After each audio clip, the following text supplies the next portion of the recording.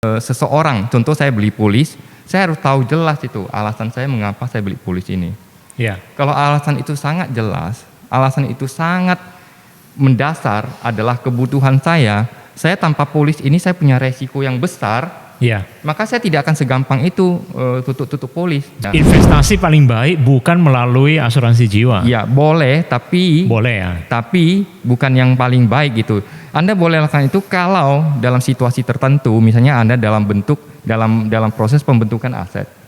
Ya, belakangan pandemi ya, saya Ya. juga mendengar ya banyak orang, banyak teman-teman ya, mungkin ya melakukan Terkena penghematan dampak, ya, terkena karena dampaknya. ya kena dampaknya ya, karena bisnis ya mengecil ya, berkurang, pendapatan juga berkurang, atau sebagian orang yang lebih parah bahkan kehilangan pekerjaan sekaligus kehilangan income-nya.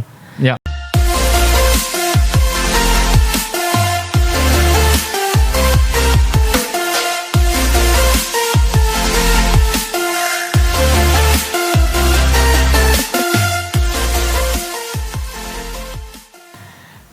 Halo Pak Heri, selamat datang kembali di Ngobrol Santai 45 menit. Yap. Jadi saya dengar ini kita mau bahas topik yang lagi viral ini.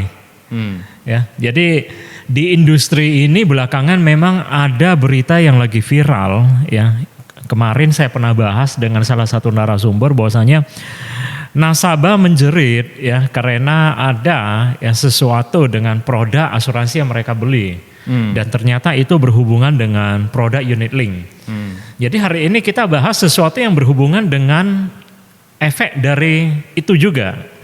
Nah, jadi apa yang bisa kita berikan kepada teman-teman kita, audiens kita sebagai edukasi atau pencerahan bahwasanya bagaimana mesti menghadapi ini. Jadi sekarang yang mau kita bahas, yang viral itu apa?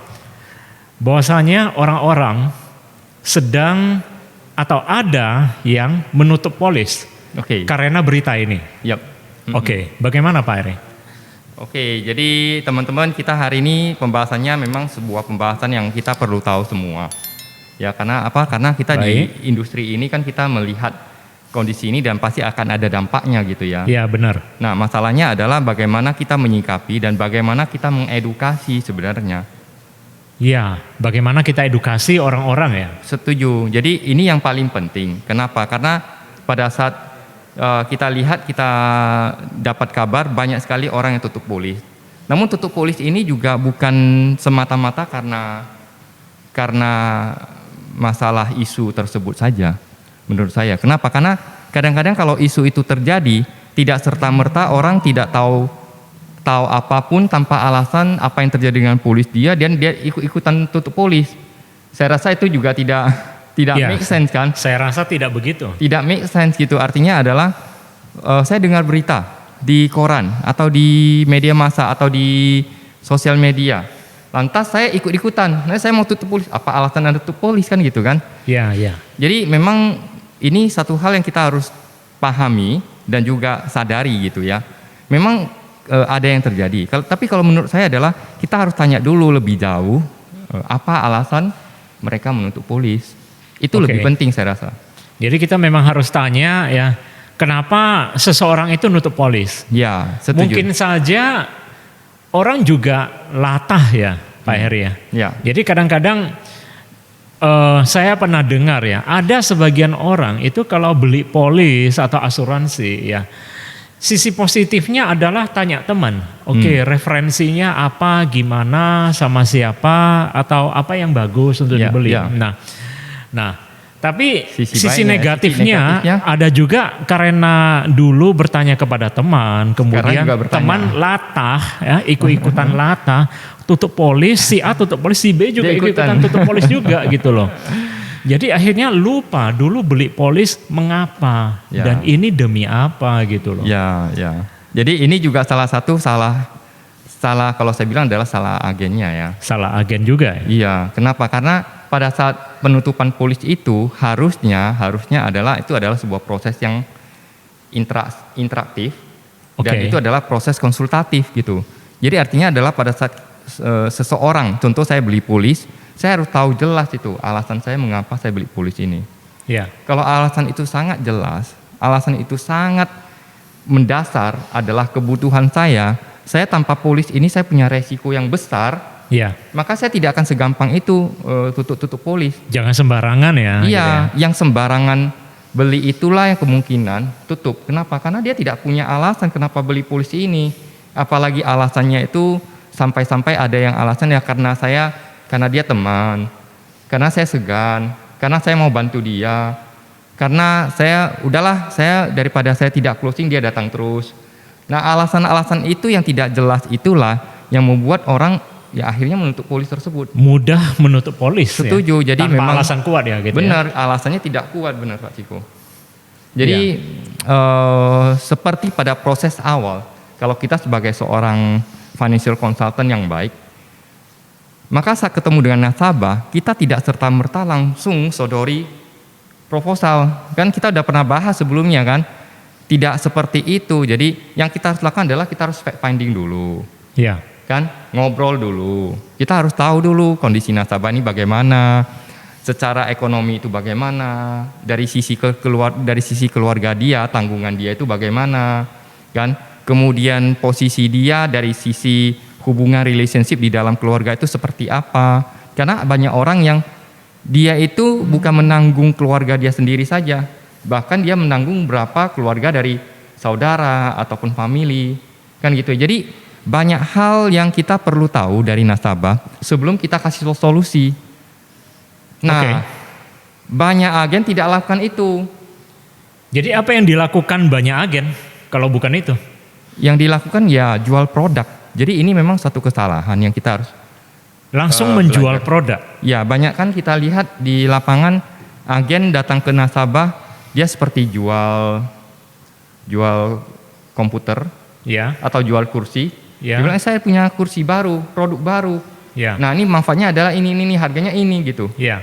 Produk asuransi tidak seperti itu karena kita bukan jual produk. Oh, jadi kalau memang orang mau membeli produk asuransi itu tidak semudah seperti sekedar mendengar penjelasan produk gitu ya. Ya, jauh dari penjelasan produk saja. Jadi katanya tadi Pak Heri bilang bahwasannya ini prosesnya harus konsultasi. Iya, benar.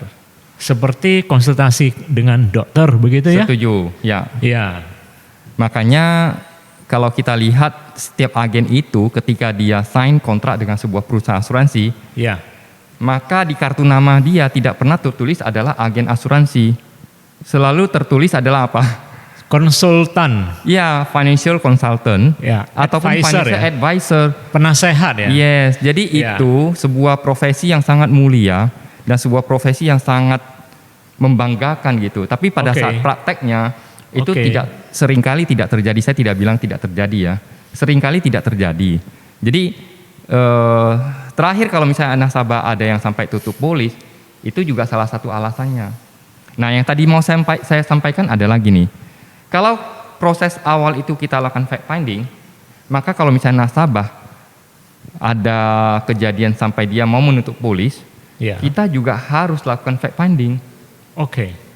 Kita harus tahu dong alasannya kenapa harus tutup polis. Kenapa ya gitu ya? Iya, apakah benar karena viral, dengar berita, Biasanya orang sih ngomong lagi susah. nah lagi susah. Tapi kalau baru-baru ini ada berita yang viral kemarin ya beberapa soal nasabah-nasabah yang menjerit, komplain ya tentang produk mereka, ya bisa jadi juga seperti yang saya katakan jadi. tadi lata Bisa jadi. ikut teman gitu loh. Oh tutuplah bahaya nih, Tapi padahal nggak ngerti. manusiawi sih. Misalnya contoh dia beli polis, kemudian dengar kabar ada orang yang tutup polis, banyak yang pada bilang mereka rugi atau bagaimana kan gitu ya. Lantas ketika dia sadar dia juga lihat polis dia. Ya, Terjadi juga apa yang disampaikan oleh orang itu pada polis dia, ya. sehingga dia mau cari tahu lebih lanjut, dan kalau misalnya dia tidak dapat informasi yang jelas, ya dia mungkin juga akan tutup polis. Bisa Itu jadi mungkin ikut-ikutan ya? Bisa terjadi. Ya, jadi sebetulnya ketika mungkin orang tidak ingat ya, dulu dia beli apa karena apa. Alasannya apa Nah, gitu ya. Tapi di saat-saat seperti ini mungkin saatnya ya orang-orang banyak itu mereview kembali Ya benar, mereview kembali. Agen-agen juga pada saat sekarang ini harus keep in touch dengan nasabah dia. Ya. Jadi kalau misalnya ada hal seperti itu ya fact finding, tahu dulu alasannya, tahu dulu kondisi nasabah itu bagaimana. Ya. Nah kan ada aja alasannya karena viral karena dia ikut rugi.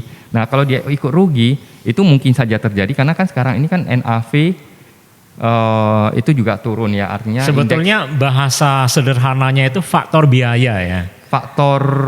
Faktor market juga gitu. Market dan kalau biaya itu pasti. Kenapa? Karena kita kan beli proteksi ya. Karena saya dengar biasanya ya sejauh yang saya dengar, sebanyak yang saya dengar dari dulu hingga hari ini selalu tentang orang-orang yang menjadi nasabah ternyata tidak tahu ada biaya ini, ada biaya itu. Jadi mindsetnya seperti yang berita baru-baru ini, posisinya rugi. Kenapa? Ya benar Pak Heri. Anggapannya menabung 1 juta 1 bulan, ya setahun 12 juta, 10 tahun 20 tahun duitnya harus sekian plus bunga. Anggapannya begitu. Ternyata tidak banyak orang paham atau sadar manfaat yang dibeli itu ada biayanya gitu. Atau biaya lain-lain. Saya rasa demikian karena kadang-kadang ini juga pada saat penjelasan itu agen kan tidak ada sebagian agen yang tidak berani sampaikan secara lengkap. Kok bisa ya tidak berani? Data seperti itu takut nanti kalau nasabah tahu nggak jadi gitu. Nggak jadi ya. Nah makanya bagi kita sebenarnya kalau sebagai seorang financial consultant kita harus jelaskan ya. Kemarin di satu sesi kita pernah bahas panduan membeli polis asuransi jiwa. Iya. Kan gitu ya. Di sesi itu kita bahas secara lengkap kok. Artinya adalah ini bukan hanya untuk para agen, ini juga untuk para nasabah. Anda harus lihat, Anda harus tahu apa yang saya harus lakukan pada saat saya mau beli polis. Langkah-langkah apa saja, tips-tips apa, itu kita udah jelasin di sana. Mengenai biayanya kita udah jelasin gitu ya. Artinya saat kita beli, kita harus punya tujuan yang jelas. Jadi tidak asal beli polis tersebut. Tidak asal beli ya. Benar. Jadi tujuan itu adalah demi apa atau untuk apa polis ini dibeli? Setuju. Mau melindungi bagian apa? Atau siapa begitu ya? Jadi kalau masalah rugi itu masalah bagaimana kita setel aja gitu. Kita lakukan perencanaan ulang. Kenapa? Karena sama lah ya. Kalau teman-teman kita main saham lah di sebuah sekuritas. Kita kan nggak mungkin beli 1 kali dan tinggalkan 10 tahun kemudian. Kecuali kita tipe investor, kita kan selalu akan melihat portfolio kita bagaimana. Kita harus review kan, portfolio kita bagaimana, apa yang kita pegang, apa yang kita ambil, kita harus ubah, kan gitu ya. Jadi sama, polis asuransi jiwa itu juga dalam perkembangan tahapan kehidupan kita pernah bahas ya. Dalam tahapan kehidupan setiap manusia itu kebutuhannya berbeda. Kebutuhannya berbeda, jadi dia perlu lakukan review, minimal 2 tahun sekali itu udah harus review. Apakah polis yang saya beli dulu masih relevan relevan dengan kondisi saya sekarang enggak? Angkanya masih cukup enggak? Atau tidak ya? Karena inflasi ya Pak Heri. Inflasi, karena mungkin aja dulu saya anaknya masih 1. Sekarang sudah 2. Kan? Dulu posisi saya bagaimana, sekarang saya sudah naik jabatan. Income saya naik, biaya hidup saya, lifestyle saya juga ikut naik kan gitu ya. Anak saya sudah tahap kuliah, biayanya sudah tambah. Beda lagi. Resikonya juga sudah beda lagi. Setuju. Gitu ya. Jadi kita memang harus review dan kalau misalnya itu jelas, saya yakin nasabah akan melihat kembali dan biasanya kalau teman-teman agen ya, Anda nggak perlu khawatir kalau terjadi hal seperti itu. Karena ini adalah satu kesempatan, mau nggak mau, nasabah terpaksa harus review kontrak polis apa yang ada di dalam. Bisa-bisa adalah Anda akan diskusi lagi, akan melakukan penyesuaian. Mungkin akan sangat besar kemungkinan akan ada penambahan malah sebaliknya. Jadi sebenarnya yang terjadi pada kebanyakan orang ini sebetulnya bukan betul-betul disebut kerugian. Benar. Ini hanya masalahnya, saya simpulkan begini ya Pak Eri. Ini hanya masalahnya orang-orang tahu tidak di depan bahwasanya cara kerjanya begini gitu loh. Manfaat yang dibeli begini, biayanya begini gitu loh. Makanya Makanya benar Pak Ciko, sebenarnya yang mereka butuhkan pada saat sekarang ini adalah nasabah dalam merasa dirinya rugi itu adalah informasi. Informasi, benar. Informasi. Jadi yang terjadi adalah proses di lapangan itu, presentasi itu tidak transparan. Yep, Mungkin seperti kata Pak Heri ya, orang-orang ada yang sebagian takut menjelaskan sesuatu, bahwasanya ya dia khawatir kalau bisnis ini nggak jadi gitu. Ya. Jadi kalau nanti si nasabah atau seseorang ini tahu biaya ini biaya itu nggak jadi beli deh begitu loh. Ya, mindsetnya salah ya. Yang dia lakukan itu adalah masalah bom waktu aja. Iya. Karena gitu ya. cepat atau lambat nasabah akan aware terhadap hal tersebut. Iya. Jadi lebih bagus adalah kita harus jelaskan karena itu memang komponen yang penting. Nasabah harus tahu dia beli berapa uang pertanggungan, biayanya berapa gitu. Ya. Dan karena dia tahu itu, maka kita sebut kemarin waktu di panduan membeli asuransi jiwa adalah kita tahu balancingnya bagaimana. Jadi gini, saya ada satu pertanyaan. Ya. Dari tadi kita bahas tentang biaya. Terus ada satu hal yang menjadi bagian dari berita yang viral ini adalah faktor investasinya. Nah, jadi yang dijual ya kebanyakan orang, kenapa hari ini terjadi berita seperti itu adalah investasi yang tidak capai sasaran setelah pada waktunya. Misalnya tidak sesuai 10 tahun kemudian ya. Kenapa angka ini tidak terjadi? Kenapa saldo malah berkurang? Nah, apakah memang ini seharusnya tidak capai sasaran gitu loh? Jadi kalau begitu apa fungsinya disebut investasi? Nah, oke, jadi inilah yang disebut sebagai salah sasaran. Salah sasaran ya? Salah sasaran. Jadi pada saat Anda beli polis asuransi jiwa, Anda harus punya satu pandangan jelas. Polis ini paling utama manfaatnya adalah apa? Proteksi ya? Proteksi gitu. Jadi kalau kita tujuannya untuk investasi, kita bukan melalui polis asuransi jiwa yang paling baik gitu ya. Investasi paling baik bukan melalui asuransi jiwa. Ya boleh, tapi boleh ya. Tapi bukan yang paling baik gitu. Anda boleh lakukan itu kalau dalam situasi tertentu, misalnya Anda dalam proses pembentukan aset. Pembentukan aset itu kan butuh investasi sekaligus juga butuh satu proteksi kan. Ya. Kalau misalnya dalam jangka waktu tertentu yang saya ingin capai dengan kalkulasi inflasi, kalkulasi waktu yang saya harus lakukan, kita harus punya kalkulasi resiko yang bisa terjadi. Kalau misalnya tidak terjadi, contoh kita kasih tenggang waktunya 10 tahun, kita bisa capai angka tersebut. Kalau misalnya dalam 10 tahun terjadi sesuatu dengan orang yang nyimpan uang, membentuk aset, kan gagal jadinya. Ya. Nah, dalam konteks seperti itu, Anda boleh gunakan dia sebagai investasi. Tapi Anda harus tahu cara mengelola polis seperti ini bagaimana. Desain polisnya jadi beda gitu. Ya, mestinya ini juga hanya menjadi satu instrumen alternatif untuk diversifikasi. Setuju sekali. Pembagian ya. Pembagian. Jadi tidak boleh berharap dari satu tempat ini. Setuju. Jadi istilahnya adalah gini. Kita kalau tahu jelas apa financial outcome-nya kita, apa yang kita ingin capai dalam secara finansial, maka ketika itu jelas, maka jalan yang kita bisa buat itu jauh lebih jelas. Ya. Kita harus berapa porsinya ke investasi, berapa ke proteksi, dan bagaimana komposisinya supaya seimbang, sehingga dia bisa bagus. Dan itu pun sebenarnya kalau kita bicara investasi, dimanapun yang namanya investasi itu kan pasti akan ada naik dan turun gitu. Ya, Kan tidak mungkin selalu naik kan. Ya, Anda beli saham saja sekarang ini reksadana juga lagi buntung kan. Ya. Dalam jangka waktu 10 tahun ini kan juga lagi buntung. Jadi kita harus sadar hal itu, kita harus ketahui itulah yang terjadi. Dan ketika kita mengalami situasi seperti ini, coba kita melihat dengan hati yang terbuka, dengan cara pandang yang seharusnya gitu. Letakkan pada porsinya gitu. Nah, kita kembalikan tujuan kita ini apa? Tujuan kita itu proteksi, maka kita harus lakukan adalah paling utama proteksi saya tetap berlangsung. Ya, paling utama itu ya. Paling proteksi utama. saya harus tetap berjalan berlangsung ya. Ya. Yang kedua adalah bagaimana saya melakukan balancing.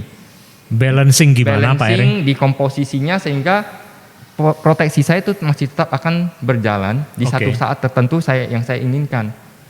Nah, itu yang kita udah pernah pelajari di topik panduan membeli asuransi jiwa. Nah, jadi alasan untuk menutup polis itu sebenarnya masih banyak ya. Salah satu alasan yang klasik dan itu banyak itu artinya nyata juga terjadi adalah masalah ekonomi kan. Ya, belakangan pandemi ya. Saya Ya. juga mendengar ya banyak orang, banyak teman-teman ya. Mungkin ya melakukan Terkena penghematan dampak ya, ya. terkena Karena dampaknya. ya kena dampaknya ya. Karena bisnis ya mengecil ya, berkurang, pendapatan juga berkurang, atau sebagian orang yang lebih parah bahkan kehilangan pekerjaan sekaligus kehilangan income-nya. Ya. Nah, jadi mau tak mau ya, saya kasihan juga ya. Saya Ya. pernah dengar akhirnya ya, aduh, ini yang dikorbankan ya. Ini karena tidak bisa setor. Mungkin yang lebih lumayan, lebih bisa bertahan ya. Ada sebagian teman-teman mungkin pada hanya cuti premi istilahnya ya, libur setor 1-2 bulan saja gitu loh. Nah, tapi ada yang mungkin sulit bertahan, akhirnya tutup. Nah, jadi ini kembali lagi kan, harus ke yang pertama kali kita sebut adalah fact finding. Ya, Kita harus tahu kan kalau mencari misalnya fakta dari nasabah tersebut. ya. Nah, kalau misalnya itu terjadi, kalau Anda adalah agennya, Anda harus bagaimana? Nah, kalau itu terjadi dan Anda adalah nasabah dari kondisi yang terjadi pada Anda harus bagaimana? Kan ada dua sisi kan gitu ya. Jadi dalam kondisi seperti ini ya, si agen harus bagaimana membantu atau memberi pandangan kepada seorang nasabah asuransi. Dan bagaimana seorang nasabah kita itu kalau misalnya terjadi hal terus pada kita, kita ada guncangan ekonomi akibat COVID yang tadi Pak Ciko bilang kan, bisnis saya turun atau saya income saya turun, atau saya harus bagaimana menimbang. Ya. Kita alternatif harus yang terbaik gitu. Ya, kita harus bagaimana menyikapinya kan gitu ya. Benar. Satu sisi memang kenyataan ekonomi itu seperti itu. Saat-saat yang sulit. Nah, teman-teman saya ingin sampaikan adalah gini. Satu hal yang kita pelajari dari COVID ya. Satu pelajaran yang kita ambil dari kejadian sekarang ini yaitu masalah terjadinya COVID. Banyak sekali orang yang ekonominya turun drastis. Tapi sebenarnya banyak juga ada orang yang justru lagi naik daun. Kenapa? Karena bisnisnya justru pada saat sekarang ini terbantu dengan adanya COVID. Nah, kita bicara yang terjadi dampak dulu. Nah, orang-orang yang terjadi dampak ekonomi akibat terjadinya COVID ini mendapatkan sebuah pelajaran yang sangat-sangat berharga. Apa itu? Yaitu kita tahu bahwasanya dalam hidup itu tidak selamanya ada satu istilah, tidak selamanya langit itu biru. Ya, atau roda berputar gitu ya. Roda berputar. Jadi tidak selamanya langit itu biru. Kadang-kadang dia bisa mendung kan. Kadang-kadang bisa hujan deras gitu. Benar Pak Eri. Jadi artinya adalah dalam hidup itu kita tidak selamanya itu berada dalam kondisi sesuai dengan yang kita inginkan. Jadi kalau seandainya seseorang sebelum masa COVID itu sudah melakukan perencanaan keuangan yang baik, sudah menata keuangan dia dengan baik, maka pada saat terjadinya COVID-19 seperti kasus dalam 2 tahun ini, orang tersebut tidak akan punya masalah keuangan yang berarti. Kenapa? Karena dia punya cadangan, dia punya perencanaan yang baik. Saya ngerti Pak Eri, ini balik lagi ke perencanaan keuangan. Setuju. Jadi orang-orang ini harus punya pos untuk dana darurat. Dana darurat, benar Pak Eri? Dana masa depan. Ya, jadi teman-teman justru di saat seperti inilah kita mendapatkan pelajaran berharga bahwasanya selama dalam hidup kita selalu harus melakukan penataan perencanaan keuangan dengan baik. Iya. Saya juga mendengar Pak Heri ngomong ini, saya langsung terklik ini. Jadi setiap orang itu guys butuh dana darurat, ya Pak Heri ya? Yes, setuju. Jadi kalau yang namanya dana darurat, Anda menyimpan ya sejumlah uang, ya apakah setengah tahun pendapatan Anda, 1 tahun pendapatan Anda. Nah, uang ini simpan saja ya, setidaknya di deposito. Jangan masukkan ke saham, ya. Jangan masukkan ke tempat yang tidak liquid gitu loh. Apalagi mungkin saat ini juga lagi ada euforia ya, lagi hype apa itu Ya, pada ke kripto semua gitu loh. Oh. Nah, jadi dana darurat juga jangan masuk ke Jadi itu- tempat yang bahaya gitu. Itulah yang disebut perencanaan keuangan. Dalam perencanaan keuangan salah satu yang Pak Ciko bilang itu adalah bagaimana kita bisa melakukan asset allocation. Asset allocation kita kita tahu bagaimana merencanakan aset-aset kita alokasikan berapa persen ke instrumen-instrumen yang sangat berbahaya atau kita justru juga harus perlu memegang instrumen-instrumen yang lebih liquid.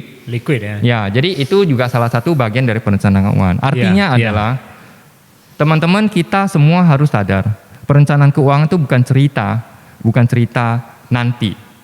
Bukan cerita nanti saya sudah tua, nanti saya sudah punya uang, nanti saya bagaimana, harus dilakukan mulai dari sekarang. Karena apa? Karena kita tidak akan tahu apa yang akan terjadi di masa depan. Sehingga Ya. kita sudah perlu lakukan persiapan dari sekarang. Nah, kembali lagi ya. Tadi saya sudah bawa itu ke sana agak jauh. Saya kembali lagi adalah Oke. kalau ada alasannya jelas memang adalah alasan ekonomi. Ya. So bagaimana? Ini income saya turun loh, kan banyak sekali orang yang gajinya terpaksa harus dipotong setengah kan. Mungkin orang-orang akan ngomong, ya Pak Heri apa boleh buat Ya, gitu loh. apa boleh buat, saya harus tutup polis saya kan gitu ya. Ya, ini yang paling mudah dikorbankan kan? Ya. Tapi apa efeknya gitu Pak Heri? Efeknya. Nah, sekarang pertanyaannya saya adalah demikian. Pertanyaan berikutnya adalah dengan kondisi saat sekarang ini pandemi, ekonomi susah, Anda lebih butuh asuransi sekarang ini atau pada saat ekonomi Anda itu bagus? Coba Anda pikirkan dulu. Kalau saya pikir secara akal sehat ya berpikir cepat lah, berpikir dengan logika cepat. Ya, pada saat saya susah saya lebih butuh. Iya. Pada saat saya lancar saya lebih mudah untuk mencari alternatif lain. Yes. Jadi sebenarnya kebutuhan asuransi itu justru seharusnya ya itu meningkat pada saat Di masa sulit ya. di masa sulit. Oke. Jadi Justru bayangkan ya Pak Heri ya, di masa sulit ya teman-teman ya. Kalau menutup polis asuransi bukan pilihan, justru harus lebih bertahan gitu loh. Ya, jadi ini masalah kesadaran kita, masalah kepahaman kita terhadap apa yang kita miliki gitu. Jadi kalau misalnya pada saat sulit seperti ini, justru pada saat kondisi ekonomi kita sulit, kalau misalnya kita sakit bagaimana? Pada saat ekonomi ini begitu sulitnya, pada saat itu pula seorang yang mencari nafkah itu misalnya harus meninggal. Bagaimana dengan keluarga dia? Iya. Sedangkan pada saat sulit saja itu, pada saat dia ada saja itu sulit gitu. Apalagi pada saat pada saat sekarang ini terjadinya COVID, resiko kita untuk sakit, terpapar COVID, kemudian juga bisa terjadi lebih parah lagi adalah kalau misalnya tidak tertolong kan gitu ya. Iya. Jadi ini resikonya kan meningkat kan? Benar-benar. Jadi waktu Pak Heri cerita tadi, saya jadi teringat, saya sering nampak di media sosial ya, atau teman-teman broadcast di WhatsApp ya. Kadang tentang ada ya temannya siapa teman ya, familinya siapa ya sakit ya, butuh bantuan, mengalami kecelakaan, mengalami ini itu ya, biaya yang dibutuhkan saat ini ratusan juta ya. Saya sering baca seperti itu, dalam hati itu ya bahasanya gundah ya. Dalam hati ini prihatin banget gitu loh. Kita mau gimana? Saya bisa bantu berapa? Saya nggak bisa bantu banyak. Ya. Tapi orang ini bagaimana? Dia butuh bantuan yang sangat banyak. Misalnya setiap orang cuma sumbang ratusan ribu, 500 ribu, 1-2 juta ya. Butuh begitu banyak orang gitu loh. Ya. Ini orang juga sudah terlalu lambat untuk ditolong gitu. Ya. Akhirnya begitu. Jadi karena kondisi tidak sulit, ada asuransi. Kondisi sulit, orang-orang yang mau bantu juga sulit kan? Ya. Nah, oleh sebab itu ini masalah prioritas. Kalau kita sadar apa yang kita beli, kita sadar bagaimana melakukan perencanaan keuangan dengan baik, maka kita akan belajar satu hal yang disebut prioritas. Prioritas. Yes. Jadi kalau Anda selama ini kita merasakan bahwasanya kalau asuransi itu secara dari skala prioritas itu mungkin sebagian orang itu adalah paling akhir, yang terakhir gitu.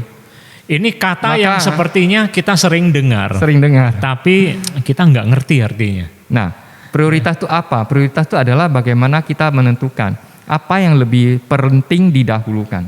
Ya, apa yang penting nomor 1, Ya. apa yang penting nomor 2, Ya. nomor 3 dan seterusnya. Benar. Sometimes dalam hidup kita yang kita prioritaskan itu justru bukan seharusnya jadi prioritas. Misalnya dalam kondisi seperti sekarang ini kita harus mengubah lifestyle-nya kita. Kita harus yang kita harus pada saat ekonomi itu sulit, yang kita harus lakukan, kita harus pangkas itu adalah pengeluaran yang memang betul-betul tidak perlu. Ya. Dan kita pernah bahas kan di cash flow management kan, kita butuh yang namanya kemana uang kita, yaitu ke kebutuhan hidup, lifestyle, kemudian dana darurat, dan kita harus punya reserve, tabungan, investasi kan. Nah, 4 ini yang bisa menjaga 4 ini tetap ada adalah apa?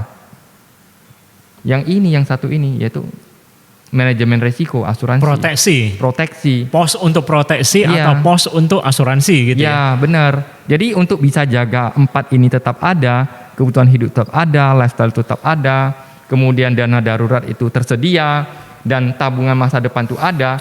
Yang bisa jaga ini yang nomor 5 ini. Ini poin yang harus ditebalkan Pak Heri. Coba saya Setuju. ulangi ya. Nah, teman-teman dengar ya. Ini dalam hidup kita itu ada pos yang biaya hidup ya, biaya untuk entertainment ya, mungkin lifestyle ya.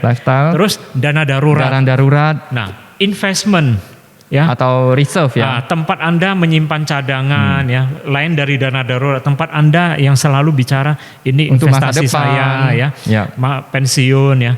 Tapi yang paling penting dan terakhir ya, dana untuk asuransi. Ya.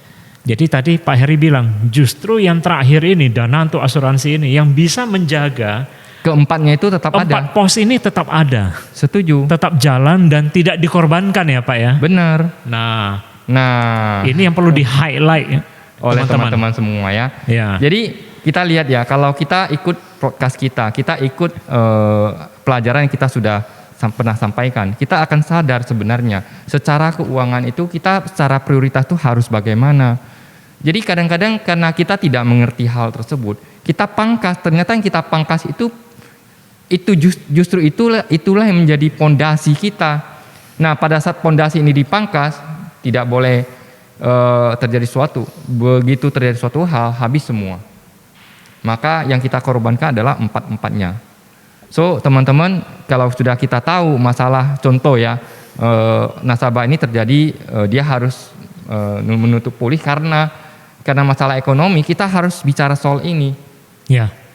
Jadi kalau dia sadar hal ini, oke. Saat sekarang Anda justru butuh asuransi lebih besar. Prioritasnya justru lebih tinggi saat ini ya. Karena resiko sekarang lebih tinggi. Benar. Kan? Nah, so di satu sisi uang saya, income saya berkurang. Saya harus bagaimana? Apa yang saya harus pangkas dari 5 ini? Kita harus cari tahu apa yang saya harus pangkas gitu.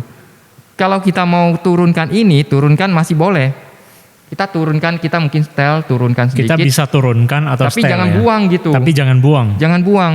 Dan kita harus lihat lagi pos-pos mana yang saya harus pangkas supaya apa? Supaya pos yang satu ini yang bisa menjaga 4 ini tetap ada, itu justru harus tetap punya fungsi sebagai penjaga. Jangan sampai sudah kondisi huru-hara, penjaga itu kita buang. Iya. Pada saat betul sekali Pak. Pada saat ada perampokan, gembok kita tidak pakai, itu salah gitu. Ya, jadi teman-teman kalau tahu kondisi seperti ini, maka nasabah itu saya yakin dia akan berpikir ulang. Jadi kalau saya yang jadi nasabah, hari ini saya mendengar apa yang Pak Heri jelaskan, ya saya rasa ini menjadi edukasi yang ya sangat baik gitu. Ya. Dan Anda sebagai seorang agen, Anda ada solusi buat mereka ya. Anda tidak akan bicara terlalu panjang, oh investasi kan kayak gini, kita tidak bicara investasi sekarang. Kita bicara bagaimana kita bisa melakukan proteksi terhadap apa yang sudah Anda miliki sekarang ini. Ya. Jadi mindsetnya untuk memahami, untuk menjawab apa yang menjadi viral ya bagi orang-orang kebanyakan saat ini adalah ketika bicara produk asuransi ya, kayaknya tidak masalah produknya apa ya.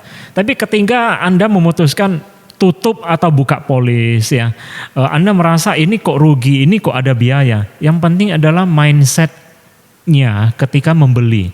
Setuju. Jadi orang-orang atau setiap nasabah itu harus berpikir ini adalah proteksi gitu ya Pak ya. Ya. Saya simpulkan begini ya teman-teman ya. Ini adalah proteksi. Jadi mindset ketika Anda berharap pertama kali Anda membeli, ini adalah beli proteksi.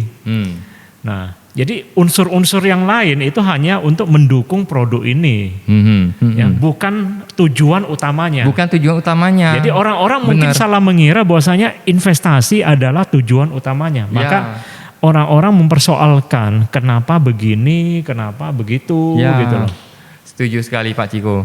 Jadi kalau kita semua sudah sadar pada posisi seperti itu, baik Anda itu di posisi sebagai agen, Anda itu posisi sebagai nasabah. Lebih penting adalah kalau kita sebagai nasabah, karena kita adalah orang yang langsung terkena dampak kan, kita harus cari solusi. Iya. Maka kita harus punya kesadaran dan kita harus tahu apa-apa saja yang kita harus lakukan. Pengetahuan ini akan membuat kita sadar, akan bisa membuat kita mengambil keputusan lebih jernih. Iya, benar. Lebih jernih ya, artinya kita tidak sembarang ambil keputusan. Jadi masalah tahu dan tidak tahu saja bisa mempengaruhi kita membuat keputusan yang mungkin baik benar atau salah, fatal bagi keluarga kita ya. Setuju. Karena kalau kita bicara soal produk asuransi, ketika kita buka atau tutup polis asuransi, itu bukan soal efek kepada kita yang membayar saja. Ya. Tapi siapa yang diuntungkan atau dirugikan dari produk ini? Ya. Yaitu keluarga kita ya. Setuju. Efek sampingnya itu yang justru lebih berbahaya. Pada keluarga ya. Pada keluarga. Bukan soal bayar-membayar ini. Iya. Pada saat sekarang ini kita lihat ya banyak kasus kita klaim COVID dan apa itu kan tinggi juga ya. Iya. Lumayan tinggi. Jadi kayaknya saya dengar Bisa beberapa bayangkan, case COVID aja mahal ya. Iya, bisa bayangkan pada saat ini kita tutup polis dan terjadi suatu hal dengan kita itu ibaratnya sudah jatuh ketimpa tangga gitu. Oke, Pak Heri gini, waktu kita nggak banyak ya, sisa 5 menit. Coba kita mungkin Pak Heri punya pengalaman ya. Tadi kita bicara COVID dan dia mahal. Apa yang begitu mahal dari pengobatan COVID itu? Oke. Sebenarnya biaya untuk pengobatan COVID itu yang paling mahal adalah proses di mana Anda perlu penyembuhan. Sementara penyembuhan untuk COVID itu sendiri, obatnya itu tidak jelas. Jadi semuanya tidak tentu begitu. Ya, jadi kondisi pasien itu terakhir yang terjadi adalah terkatung-katung dengan kondisi bagaimana dia bisa pulih atau tidak, dengan cepat atau tidak. Kalau dia bisa pulih dengan cepat, maka biayanya mungkin akan tertekan. Tapi kalau tidak, kadang-kadang kan kita lihat banyak sekali pasien COVID yang terkena sampai ke paru-parunya. Nah kalau udah sampai di sana itu penanganannya pasti akan sudah jadi mahal. Yang katanya akhirnya butuh ventilator. Ya butuh ventilator. Itu karena sampai masalah paru-paru ya Pak Heri? Masalah paru-paru. Nah kalau sudah sampai di sana, Anda bayangkan ya teman-teman, orang yang tidak punya asuransi bagaimana? Efeknya apa? Pertama, dia kalau belum punya asuransi, otomatis semua biaya dia harus tanggung sendiri. Oke. Atau kalau dia mau ya dia gunakan fasilitas pemerintah. Ya. Nah, namun masalahnya adalah apa? Kalau sudah sampai ke efek tersebut, maka biasanya orang yang pernah pakai ventilator itu, maka akan terjadi adalah paru-parunya akan mengalami yang namanya luka parut. Luka. Jadi akibat diserang oleh virus tersebut, daerah yang diserang oleh virus tersebut, daerah tersebut sudah mengalami seperti sebuah kawah gitu, luka yang mendalam sehingga itu unrecoverable gitu, tidak bisa terpulihkan, tidak bekas bisa pulih. Luka itu tidak bisa pulih sempurna ya. Tidak akan pulih. Dan itulah yang akan menjadi beban resiko kesehatan sepanjang hidup. Oke. Nah, kalau orang yang sudah punya asuransi bagaimana sebelumnya? Kalau orang sudah punya asuransi sebelumnya, pertama, waktu masuk rumah sakit dia bisa cover dengan biayanya dengan polis asuransi dia. Oke. Dan setelah dia sembuh, kalau misalnya kondisinya sampai di sana, sampai harus memakai ventilator, ini kan cerita kesehatan seumur hidup. Ya, Perusahaan asuransi masih tetap akan cover kan? ya, Nah, kalau orang tidak punya asuransi, pertama sudah tidak dibayar, tidak ada yang bisa tanggung. kemudian dia sudah pernah punya riwayat atau bekas luka ya. Nah, dia baru beli asuransi akan terima, tapi dengan syarat apa? Pengecualian terhadap Penyakit yang sudah pernah sudah diderita ada. gitu. Iya, jadi segala hal yang berhubungan dengan COVID, termasuk juga luka parutan pada paru, kemudian pada lambung, itu semuanya sudah jadi pengecualian. Bayangkan betapa ruginya orang yang beli polis asuransi jiwa itu setelah terkena COVID. Tadi katanya COVID pengaruh ke lambung. Pengaruhnya banyak ya. Jadi kemarin Banyak kita ada teman dokter tuh ada sampaikan ada 2 hal yang sangat bahaya itu di paru sama di lambung. Oh gitu ya. Ya, saya juga ya mendengar lah dari teman-teman orang-orang yang seperti Pak Heri ya. Jadi kita yang tidak punya pengalaman ya pernah atau berhadapan dengan COVID. Nah, tapi teman-teman ya jangan sampai juga punya pengalaman seperti itu. Kita doakan semoga kita semuanya ya sehat-sehat dan lancar selalu ya. Kita doakan semoga ya negara dan masyarakat kita ini segera pulih ya secara mental, moral dan paling penting ekonomi ya. Karena yang paling berpengaruh di saat ini juga banyak orang tidak bisa jalan-jalan, naik pesawat gitu. Ya. Ini yang diinginkan semua orang, tapi yang paling penting adalah keselamatan ya. Setuju. Jadi ini sebetulnya kita sudah di penghujung waktu ini ya. Jadi saya basa-basi untuk kasih pesan ke teman-teman. Nah, tetap jalani protokol ya, jaga jarak, rajin cuci tangan, pakai masker. Nah, itu saja teman-teman. Ya. Jadi semoga ya topik kali ini ngobrol santai 45 menit ya. Mengapa Anda membeli polis dan mengapa akhirnya Anda menutup polis, Anda harus pahami. Nah, jadi video ini sangat mengedukasi, sangat bermanfaat. Tonton sampai habis kalau nanti ini di-upload di YouTube ya. Yep. Nah, oke. Jadi sampai di sini Pak Heri, terima kasih sudah datang ya. Yep. Semoga kita bisa mencerdaskan ya, terutama ya rakyat Indonesia tentang ya manajemen resiko, perencanaan keuangan. Oke, sampai jumpa lagi. Sampai jumpa lagi. Semoga teman-teman bisa dapat pelajaran yang bagus. Ingat, tetap harus ingat adalah perencanaan keuangan itu sangat dipentingkan. Mulai dari sekarang. Oke. Thank you. Bye-bye. Bye-bye.